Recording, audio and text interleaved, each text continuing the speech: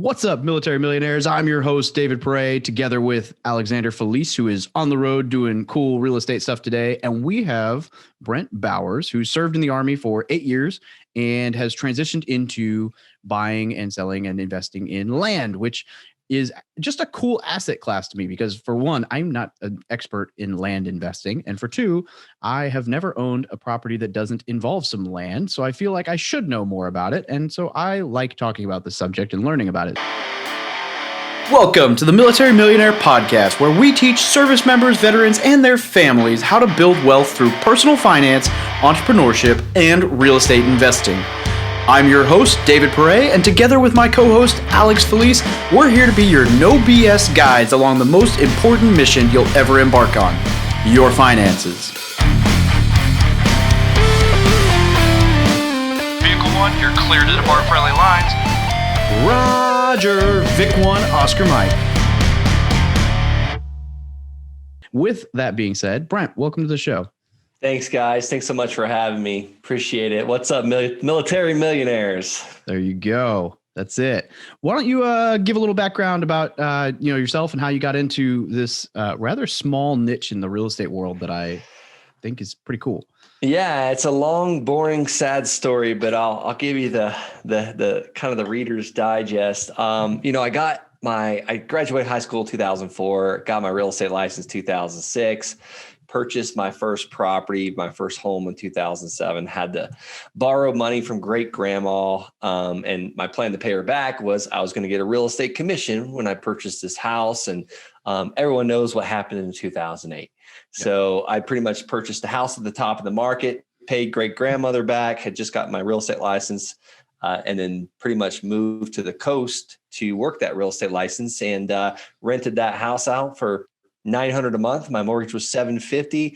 I thought I was doing great things. I was now a landlord. I rented out at the top of the market, and the person's credit wasn't that great. I learned the hard way that if you're going to get top dollar for your rentals, you're probably not going to get the best tenant because the best tenants don't have to pay the most. So kind of learned through the school of hard knocks with that, and real estate was sucking in 2008, so I knew I needed something different. So I tried to join the Air Force, and I'm don't laugh too hard, but they wouldn't let me in. So thank God there was an Army recruiter nice enough next door to take me in. Before I knew it, anyone. Yeah, they will take anybody. So I'm waiting for the jokes. I can take them. Alex's Army. I work with a couple Marines on my cruise. I do some houses too, and they're all Marines. So I take it on a daily basis, the jokes. But anyhow, joined the Army. Before I knew it, I was in Afghanistan the first time. And then I always had this passion to get back into real estate. So I was in Europe for a couple years. And then when I got back to the States in 2013, I hit it hard and bought another rental property, ended up house hacking that one, and then purchased another one. And then the Army, it kind of took its toll, and I was always gone away from my family, starting a small family, had our first baby. And I knew I needed to kind of get out because I just gone so much. So I thought I was going to do it by wholesaling houses, and that was pretty tough. And I was throwing away all the vacant land, the vacant land that was on my list because my mentor told me to. And then one day I heard this guy on a podcast talking about buying these pieces of land super cheap at the tax auction. I knew that was way too complicated for my nature. But I know I had been throwing away the vacant land records. So I was like, heck, I'll just mail those too. And I mailed 672 of them, maybe 678, one of those numbers. And my phone must have rang 100 times. Out of those 100 calls, I bought 2 parcels of land, made some quick cash, and then just kept rinsing and repeating. And here we are today. Have about 100 notes, and passive income is on average somewhere around $41,000 a month on land payments, and we haven't looked back yet. So that's my short story compacted. Like how casually he was like, yeah, $41,000 a month, and like it was just kind of, it's a pretty solid return for some land. So I guess my first question off the bat would just be, you mentioned notes. So does that mean like you're trying to buy cheap and seller finance off? Is that kind of the game plan? You just hit it on the head. That's it. That's my land story in a nutshell. We buy at massive discounts. And I say we buy, I have a team. I can't take the credit for this. My team is amazing. We buy land at a massive discount and we turn around and sell it at a premium because we offer seller financing. So that opens up our buyer pool. Pretty much everybody can afford monthly payments. Hey, Brent, at first you had said something about people who can afford more won't pay more or something like this. You said the good tenants won't pay the higher price. That kind of caught my attention. I know that's not really where that story ended, but I'm curious what you meant by that, because in my experience, A-class tenants pay the most, not the least. Yeah. So what I meant by that was, and I was trying to keep that story as short as possible, I actually went through 3 terrible tenants on my first house. And my first wife, I'd gotten back from right out a year-long deployment in Afghanistan, and she was so mad at me because, we had this tiny little savings on my E3 salary, and it all went to fix up that rental property. So the first one trashed it. And then about a year and a half later, the second one trashed it. And I was basically getting more per month than what I should have for that house because I was renting it to people that, didn't have the absolute perfect credit. So they were willing to pay more. Now that I own many, many, many more doors, I've gotten property management, and it was against my property manager went against what I wanted to do, but he rents out to like doctors, guys with like 750 plus credit scores, but he rents it out a little less. And what I've learned from him, and I didn't come up with this myself, was he always told me, he was like, listen, the guys that have perfect credit have the whole world to rent. They can choose whatever they want, so they don't have to pay the premium. So if you want to have a better tenant, and I kid you not, he's been right 100% of the time on like, at least 10 doors. Not one of them have ever left my house worse than what they found it. So that's just my experience. Yeah. So there was something I like that. So there was something interesting in the car business where the janky tenants they'd sign up. The janky car buyers, they'd sign up for any payment because somewhere deep down inside, they're like, yeah, I'm not going to make this payment anyways. Or I can't believe this guy's extending this credit type thing. I'll sign for whatever. So what you're saying is you're asking a bunch and they're like, yeah. And they just weren't qualified. So they're like, you were thinking they were going to pay. Okay. I got you. All right. This is like the old too good to be true, right? It was too good to be true. It really was. And, one time like this guy's paying $150 more a month for my house. And yeah, I paid for it dearly. That's a really interesting lesson, though. I have a saying. I say the cheapest way is usually the most expensive, and it's kind of that in reverse, where you're like, don't ask for that big premium because you might get nothing, especially from that jinky tenant. So I didn't mean to disturb the conversation, but I thought that was an interesting thing that's what you led with. So. No, it's good stuff. I hope this, for the military millionaires, the guys that are PCS and they want to get top dollar or maybe break positive cash flow on a house, they might rent it to that tenant that may have a felony. Well, I rented to a felon one time and they busted out 6 of my windows. So it's just, learn from my mistakes. Smart people learn from their own mistakes. Wise people learn from other people's mistakes. Well, thank God you got an extra $50 a month for those windows, though, right? There you go. Right? Yeah, exactly. It's like the old, what's the adage? Good work's not cheap. Cheap work's not good. True. Or it's the people, in the real estate world, right? It's the people who chase like 2.5% rule houses. They're like, oh man, this house rents for, it's $100,000 house and rents for $2,000. This is awesome. Well, there's probably a reason like that it's not more valuable as a home. So yeah, I think this is something everybody goes through where when you're new to you're new and you're like, I want to get top dollar, and so I'll take anybody, or I just want to get the thing rented, so I'll take anybody. And you learn after a little while, you're like, don't just go take anybody, do tenant quality. So true. Quality. Yeah, so true. Yeah. But now you don't really have to worry about that because you don't have tenants. Yes. We still have some doors, but I worry about it a lot less. The worst thing that's ever happened to me with one of my land buyers was, we helped one of them move. My land specialist, she sells my land. She had helped one of our land buyers move. She's a little old lady. So I ended up kind of pitching in and helping as well. And come to find out, we were moving her onto a piece of our land. We didn't realize. We thought we were moving her to a storage shed. She moved on the land, and then the HOA called me and really mad. We had to kind of evict her off the piece of land, but that's like the worst I've had to deal with any of our land buyers. So way easier than tenants. No leaky toilets, no termites, no roaches, none of that stuff. Just land. Yeah. Well, you can't come out of this business unscathed. Oh yeah. That doesn't exist. You got to get beat up somewhere. You know. What are some of the pitfalls with land? Yeah, I'm glad you asked. I'll tell you about some of the pitfalls I've come across. I talked to you about those couple land deals, and after I hit about 5 or 6 and I was still active duty, I couldn't really take phone calls. We were in the field quite a bit, and my soldiers would see me in the bathroom, like taking phone calls and like, oh yeah, he's doing another land deal, because they knew what was going on. But I got a little cocky. I got a little too confident. I'd made some quick money with land. So I just started saying, oh, well, the assessed value is this much, and I'm only paying like half of that. I would just send the check, get the deed sent to me. And I kind of skipped the due diligence phase. Like, hey, am I buying a junkyard, or did they buy this land on a treasurer's deed, and is the title clouded for the next 9 years? Is this a huge crater in the ground? Could anybody even build on this piece of land? So I kind of bought like 3 or 4 right in a row that bit me. So I ended up having to put systems in place to, make sure the due diligence is all done. I've got like 15 things I do on due diligence. Is it buildable? Is there access? Is there 15 cars on the lot?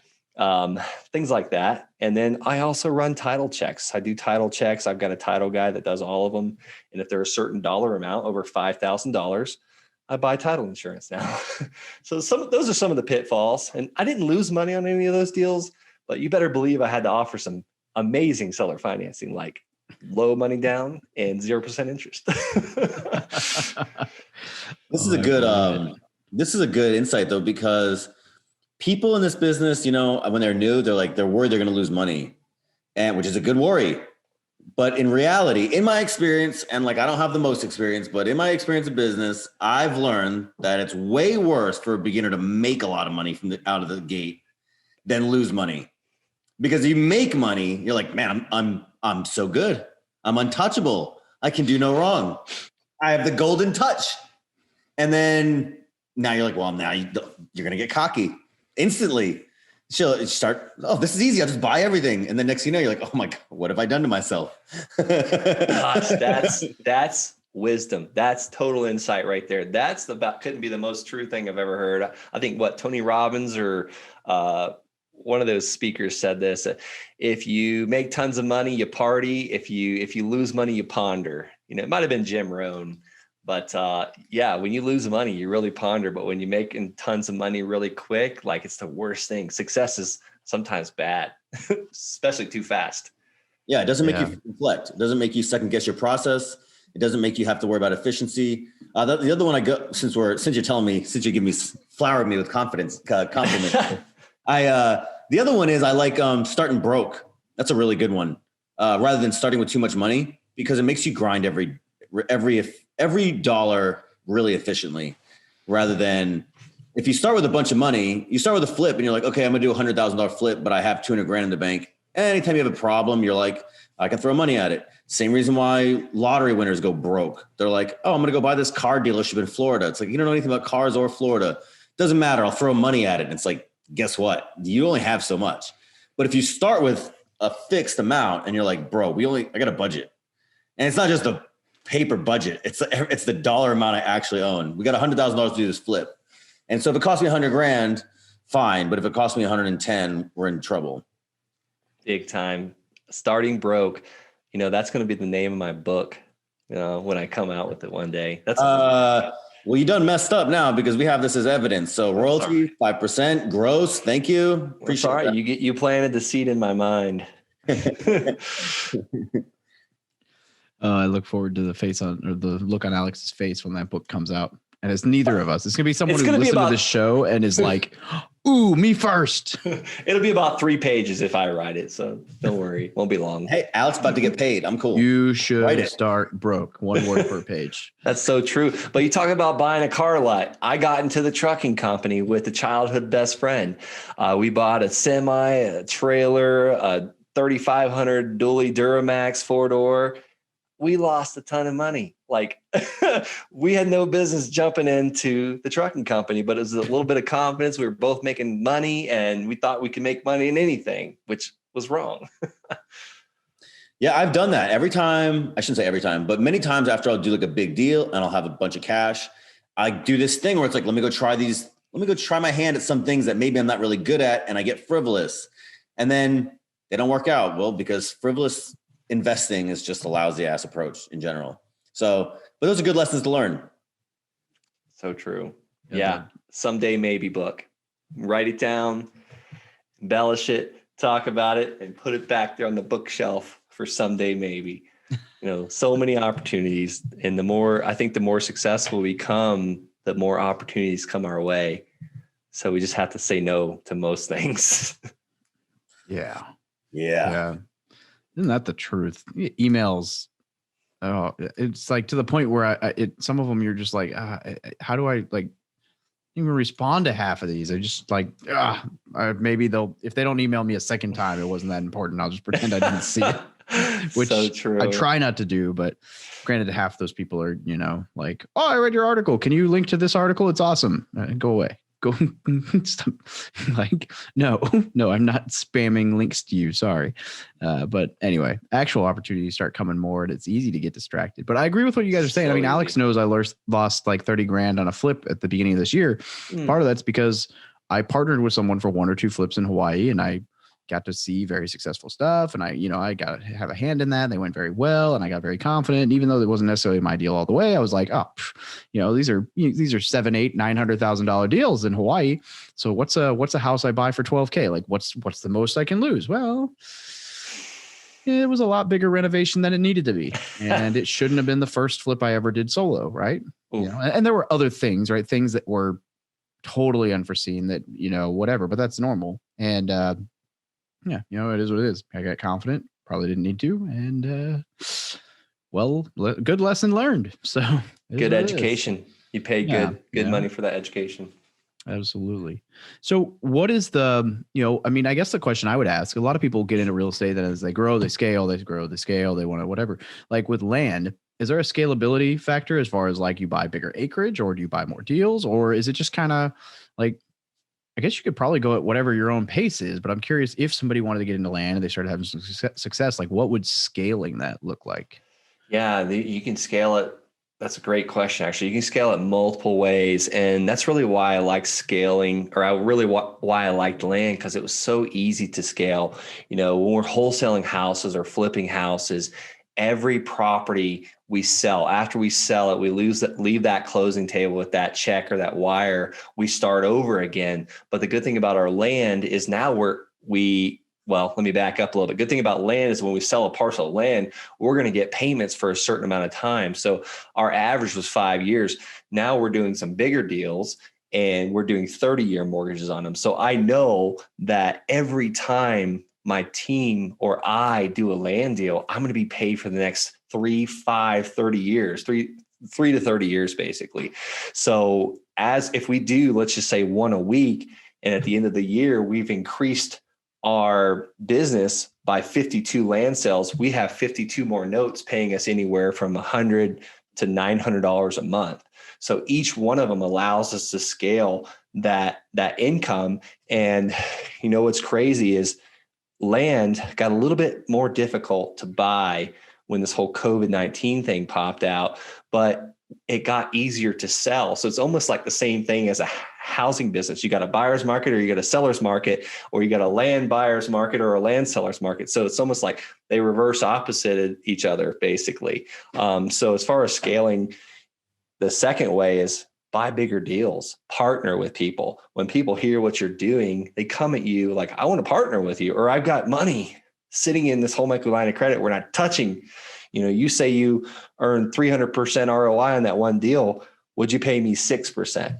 And it's like, sometimes it's like, had to kind of calm myself a little bit. Heck yeah, I will type thing. So. Yeah, David, he said $47,000 a month. What kind of scale do you need out of this? How much more do you need? It wasn't the dollar value. So greedy. It wasn't the dollar value. It was, how do you scale? Do you go acreage or do you go parcels? Right. That kind of thing. And he answered that. So thank you very much, Alex. Although my next question off of that, which has nothing to do with money, since apparently I'm the selfish prick over here, says the guy who wants to be paid for this thing I've done for free for 2 years called hosting a podcast. Anyway, just shut off Alex's screen and mute him real quick. And anyway, I'm going to distract myself here. My next question was, do you have zoning preferences, right? Like, is there a certain type of land use that you find to work better for this? Or, because I mean, I could imagine, right, in like say rural, wherever, right? Like farmland could be just as valuable, maybe if not more than commercial. I don't know. I'm curious if there's zoning types that you prefer, or if it's just kind of every zoning type has its like method. I don't know. What's up, military millionaires? I wanted to briefly talk about a service I offer that a whole lot of people don't seem to know about, and I guess that's a failure on my part for not having discussed it enough. So look, finding a realtor that understands investing and or the VA loan or both is not always the easiest thing in the world. And finding a lender, same thing. So what I have started doing is I've built I have a large network, but I've started to compile it all together finally as a legitimate Excel document driven, location driven list for you guys, essentially. So what it is basically just my way of helping connect you with a realtor or a lender that I know personally and have vetted and talked to and understand that they're not going to screw you. And what I do is, like, for example, I had a market where I had 2 or 3 agents that I all sent the same person as a connection and said, hey man, I trust, I know all of these. Let me know what you think. And they all said the same agent and same thing. So what I've done is, if there's multiple agents in the same market, I choose the best one, and that's who I'm going to hook you up with. But the whole point of this is just to help ensure that you get connected to the best agent. So if that is something that you would like, just go to the website, go to FromMilitaryToMillionaire.com/VA-Realtor/ or just reach out to me on Instagram or Facebook, whatever. I'll send you the link, or you can find it on the resources page of the website. But look, all it is a way to help connect you with an agent who's going to hook you up. No, I don't charge a fee for you. No, I don't charge a fee for the agent. It's just a way to hook you guys up. At the end of the day, as a buyer, you're not going to pay for a realtor anyway. So, ta-da, it's magic. You might as well use one. As far as VA lender, I've got a really good one that I work with and know very well. There's several others that are pretty good, and I'll probably try to steer you away from some companies that I just don't think are very reputable or have been very helpful. So, if this is a service that sounds good to you for free $99, then reach out. And if not, then enjoy the show right now. Yeah, I prefer rural land. I like it super simple. I just got off the phone, or I got off a podcast today with Brent Daniels. He prefers infill lots, lots in the city, in areas that are growing, because you can wholesale those really easily, get them under contract, sell them to your cash buyers really quick, make a huge pile of money. Some guys focus on commercial. I've got a student that purchased 6 lots in the last 6 months, and 2 of them netted him $150,000 net profit, and they are both commercial. I will buy the infill lots. I'll buy the commercial lots. I'll buy anything I can get a massive discount on. Another zoning would be agricultural land. You just mentioned that. Most of the time, ranchers that have cattle and or farmers that are farming the land, using the land, making money with land, that's their livelihood, they're never going to sell it at a massive discount. They're going to sell it at 10 times what it's worth for development. But if we find there's an area, 50 acres, 120 acres that's not being farmed or grazed for cattle, we'll make a massive discounted offer, and sometimes we get it. So that's probably what I do the least. And then there's industrial land. I have never touched it. I don't know anything about it. So let me ask you the difference between really strategic asset purchasing versus like spray and pray. Because I assume you're doing massive mail campaigns and you're like, bro, I'm gonna essentially lowball you and I'll take what I can get. But where's the balance between, like you said, hey, I'd really like to get this discounted agriculture land and I'll take it when I can get it. But how much do you focus on, like, hey, I'd really like to get something in this area versus it's just kind of, I don't want to say luck of the draw, but you know what I mean? Where it's, yeah. there's a balance between targeted and also like, hey, you're going to get what you get. Yeah, and I do try and target an area. So, for instance, that recreational land, I've got about 7 counties I kind of target, and they're really recreational. Here's the definition of it. It's like 1 to 10 acres, about an hour outside of the city. You can build a cabin or a tiny house or camp on it or 4-wheeler and dirt bike on it. But I get targeted with those, and I send what I call the LOL, the land offer letter. The reason why I call it the LOL is every time I get one back signed, my team laughs out loud, or the seller laughs out loud because they're offended by my offer. I don't really do mass. Go ahead. I'm sorry, real quick. Do you offer in the initial? Do you put the dollar offer in the initial correspondence? To the penny. Yes, in the initial. And then the guys that don't answer that, I send a postcard, pretty much a handwritten postcard. Cheaper, less work in the front end, but a lot more calls to my acquisition manager. So you do the low ball, and if they don't answer, you send them again, but say, let's have a conversation. Exactly. And that's where we get those other lots, like, those commercial lots or those infill lots. So it is kind of, the first one is more of a targeted approach. Hey, here's what we'll pay. And then it's not massive campaigns. It's nothing like these guys that send 5,000 letters a week out for houses. I mean, we're mailing about 300 a week. Like what does that work out to? 40 something a day, 40 letters a day. Yeah. It's just nothing. And then I try and be at a 0.5% acceptance rate. So if I send 200 letters out, I get 1 accepted offer.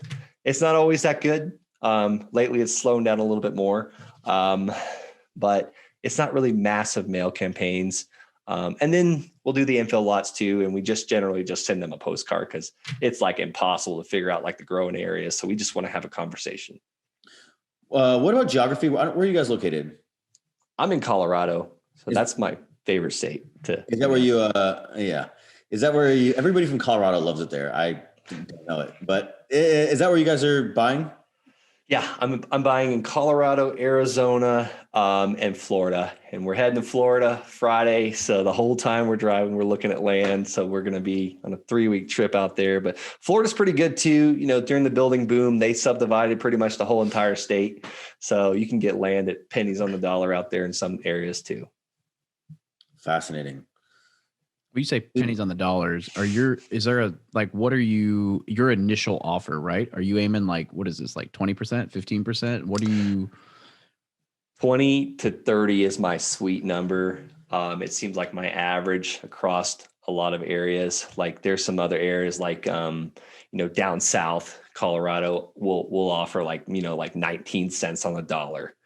And then how we figure that out, if we're in the ballpark, we track that acceptance rate. So after we've sent out 1,000 letters and we haven't even got 3 accepted, we know we're offering too little. So we have to kind of, go up 5%, 10%, something like that.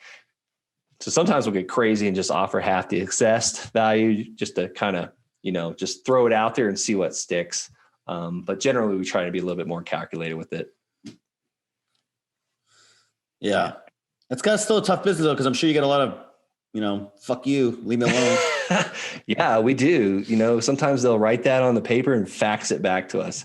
It's like, bro, come on. Yo, petty. So that's Alex kind of petty. Yeah. You went out of your way to fax this to how hard was it to find the fax machine to send me this letter? Who faxes? I swear they do it though. So weird. They're in the McDonald's hey, can I borrow your fax machine real quick? Fuck you. That's awesome though. I've used a McDonald's fax machine before to make something happen. That's how I know it works. That's awesome. Oh man, that's terrible. Oh, all right. So what would you say somebody looking to get into land right now? Obviously, if someone's listening to this podcast, the right answer is not, all right, cool. Write 300 offers on the back of a piece of paper and mail them to random addresses is probably the wrong go-to. So what would you say? Where would someone look to get started in this? Let me give some action steps to the military millionaires. So kind of like I did when I first started, I heard a podcast and I was like, I'm not going to go to the tax auction sale. That sounds way too complicated and scary. I'm going to mail the list I already have. And that was a tax delinquent list. I was already mailing the tax delinquent list. So call the county, talk to the county treasurer and ask, hey, who's in charge of keeping track of all the people, the property owners that don't pay taxes on their properties? So once you get in contact with, Susie that tracks that list, ask Susie how to get a copy of that. And she might say, yeah, you got to wait till October when it comes out. No, Susie, I want last year's list. It's okay.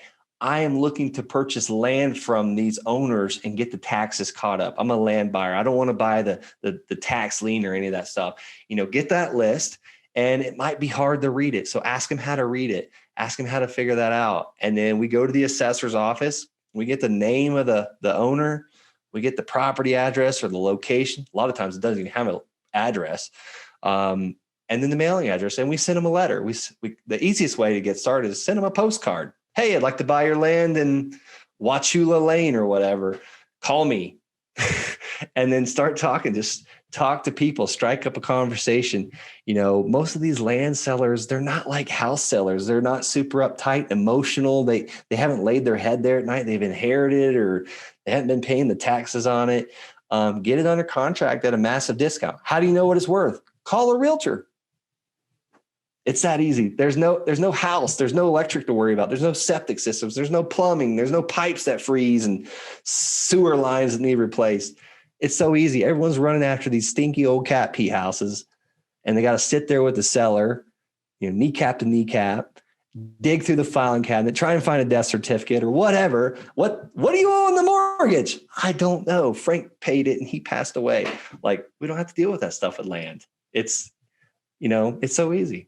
The flip side of that, well, I like that because when you said nobody's emotional, right? It's my grandma's house or whatever. Or sometimes I know people don't even know they own the house, the land rather. So there's no emotional attachment at all whatsoever.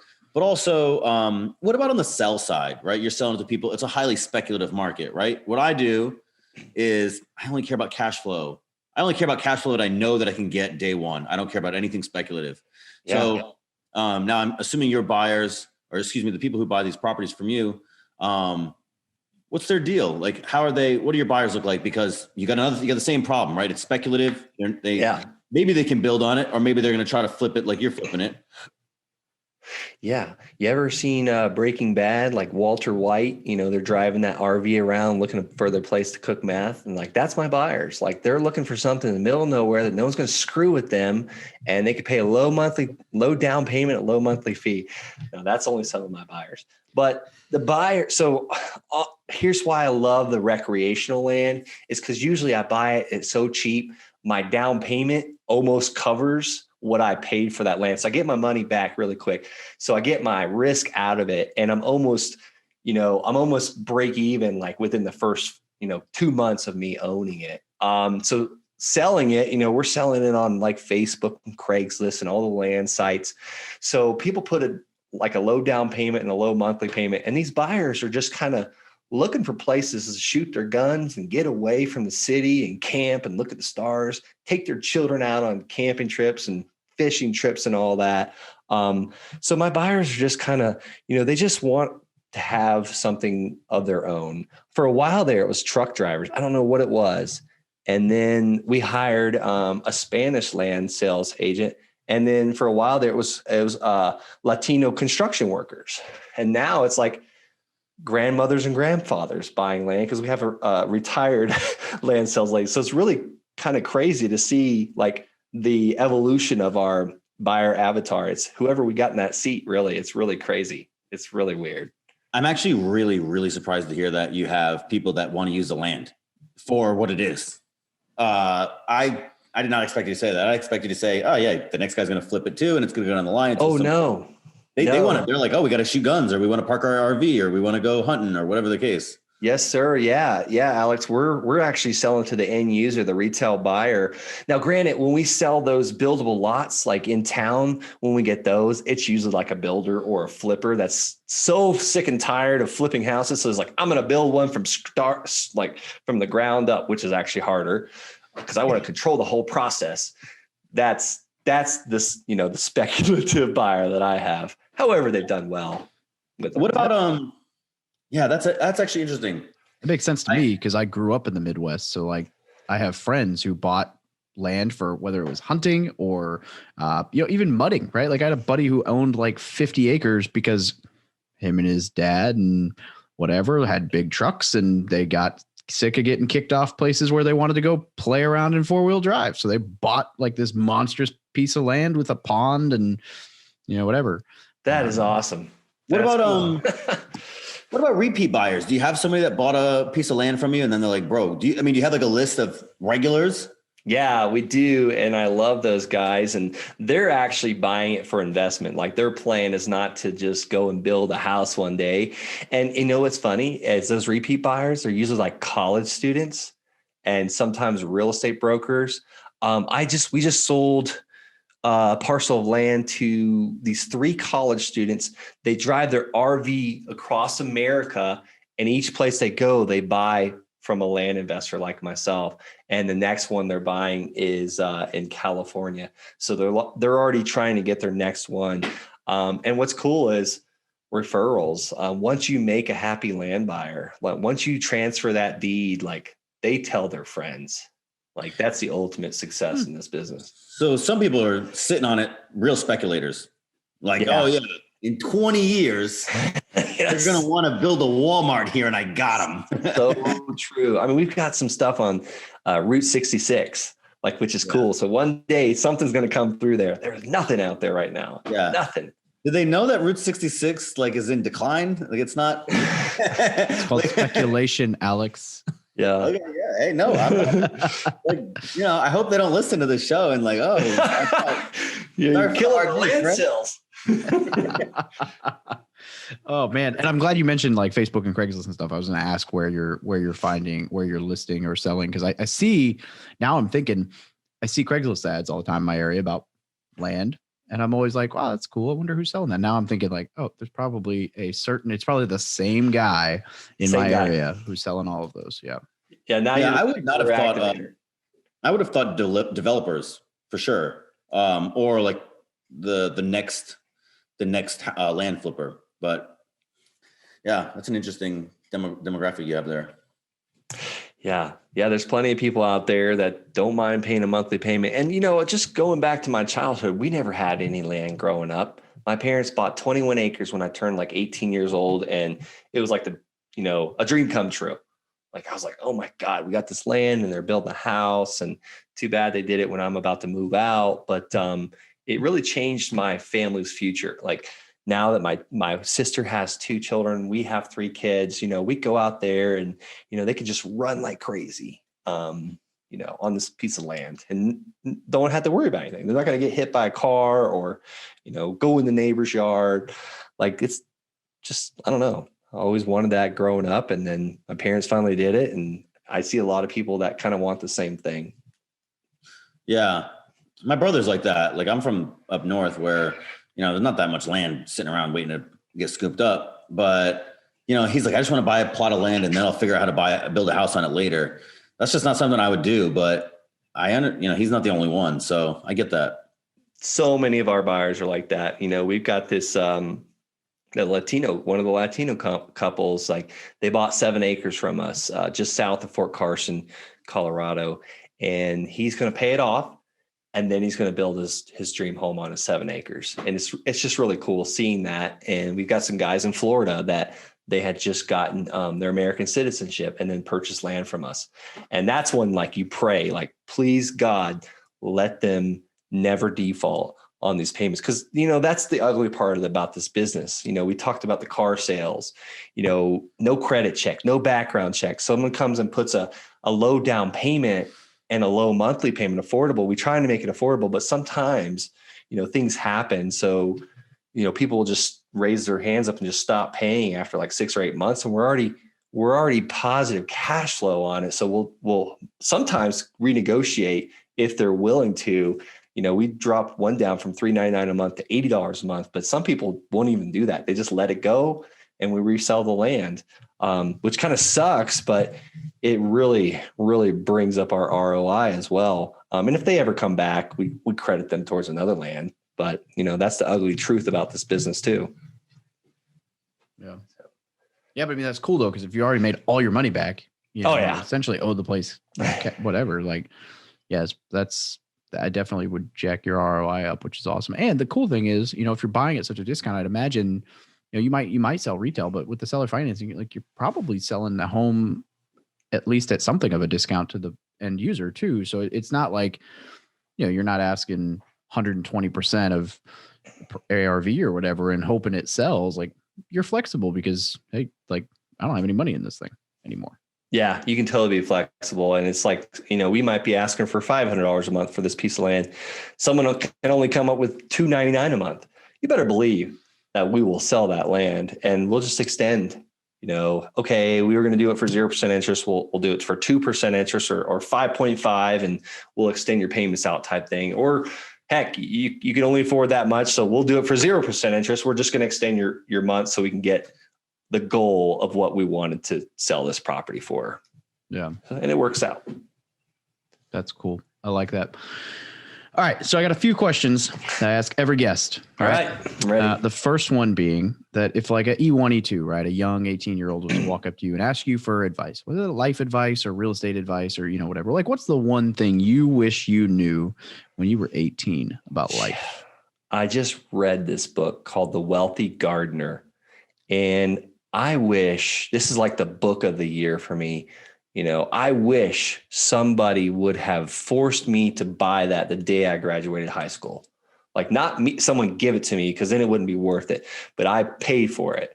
Like, Brent, go out and buy this book right now. You've now graduated high school. You need to read this book. So I wish someone would have forced that on me. I just saw that on a list, and I want to say it might have been an Elon Musk list. I don't know. It was on a list of that was a book that came up on a list of someone fairly high profile. I was like, it's an interesting sounding book. Cut out for me. I didn't hear it. What was the name? The Wealthy Gardener. Yeah. Me and Elon usually talk about that list about once a month. So that was on his list. No, I'm just kidding. I wish I'd meet that guy one of these days. Oh man. All right. Number 2. Resources, right? What's a good resource? Well, a book, course, website, whatever that you would recommend to anyone looking to get started in land investing? Well, obviously I'm going to say myself because I teach people how to do this, but there's so much out there. There's books on it. There's other people out there teaching this. You might not like the way I talk. There's other guys out there. There's not a lot of people in this space because I feel like, a lot of people still don't really realize how to make money in land. So I would say me, I teach people how to do this. And that's just recently, I started in June, about 6 months ago. But there's also other guys out there, and I'll even name their names. You got the Land Geek, you got Jack Bosch, you got the Land Academy, all great guys. So there's people out there teaching it. There's podcasts. I mean, golly, go out there and take some massive, imperfect, crazy action. Guys that take action, pull the trigger, readjust, aim again, pull the trigger, and eventually you'll get it right. Right. And of course, my final question was, where can people get a hold of you? And in this case, where would people reach out to you to learn more about land? Thanks, David, for asking. Yeah.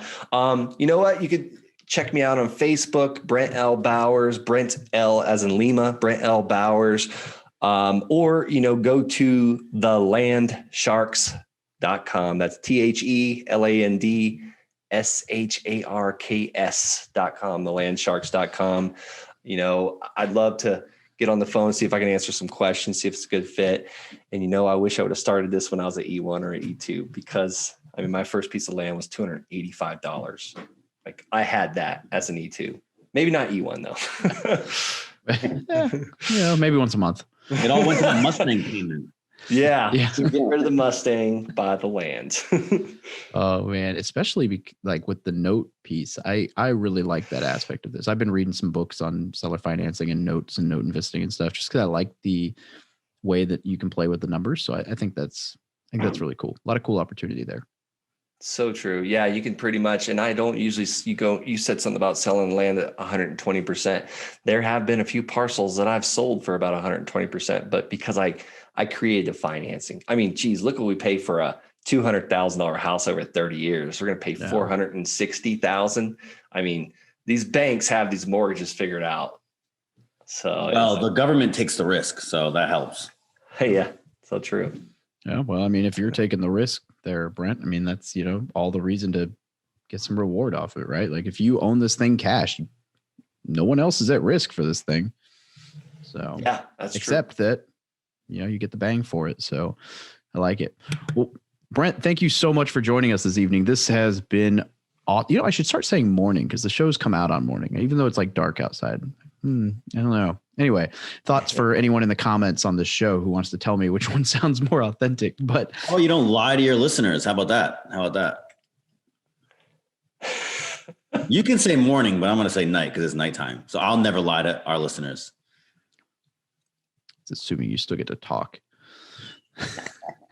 Brent, what I was saying is this has been awesome. I really enjoyed this. So I find land to be a very interesting asset class to talk about. And you have done a very, very, very good job of breaking down a lot of stuff that I did not know or haven't had the chance to talk to people about. So I really appreciate it. I think this has been a really solid breakdown. I know that our listeners got a lot out of this, and I'm certain that especially Mike, who I just gave a shout out and he knows who he is, might hit you up. But no, there will be people who reach out to you from the show for sure. So I love it. Thanks so much for having me on the Military Millionaire. Such an honor. Great show. You guys are doing awesome things. Appreciate it so much.